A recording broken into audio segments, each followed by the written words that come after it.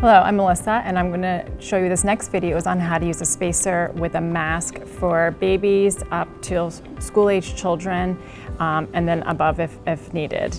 There are different styles of spacers. Some have mouthpieces, some have medium-sized masks, some are infant-sized as well as adult-sized spacers with masks. This style was prescribed for Juliana. Your doctor will decide which size mask or inhaler is right for you. The first thing we're going to do is make sure when you go to the pharmacy, you check your meds before you leave the pharmacy. It's really important, I tell families to do that because you want to make sure you get the spacer with the mask. Oftentimes it's prescribed, but the pharmacists don't always have it or misunderstand it, but so you need to make sure it has the mask. Then you get it home and you open it all up. You see what you got. So first of all, you check it out, make sure your prescription matches your inhaler. Then you're going to shake it, shake it, shake it for 10 seconds. Then you're going to prime it, 2 puffs into the air. After that, your inhaler is ready to go. I do want to point out that most inhalers do have a counter on the back, so just to make sure that you're aware of that and keep track of that. That helps you remember when you need a refill. Most inhalers should last a month. Then you're going to get your spacer.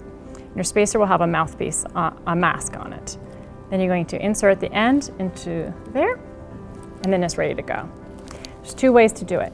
One way is to put the spacer on the mouth, and you can breathe in and out for 6 to 10 easy breaths. The next one is to puff it and to breathe in and hold it for 10 seconds and to breathe out. So 2 options to do with the spacer. So Juliana's going to show us the first one. She's going to do it with the puff, with the breath, with 10 seconds of breathing in and breathing out. Ready to try that? Okay, I want you to show us how to do it. So she's gonna puff it, and then she's gonna breathe in. 1, 2, there goes 3, 4, 5, yeah. See how this flap is moving? 6, 7, 8, perfect, 9, and 10. Perfect. Before you take it off, you want to make sure that the spacer goes around the top of the nose and around the sides of the mouth. You want to make sure that that's a good seal on there to make sure the medicine's going in and out to the patient, and you want to make sure it gets all the way down into the lungs. Perfect. Now we can take that off, and if your prescription calls for, you do a second puff if needed.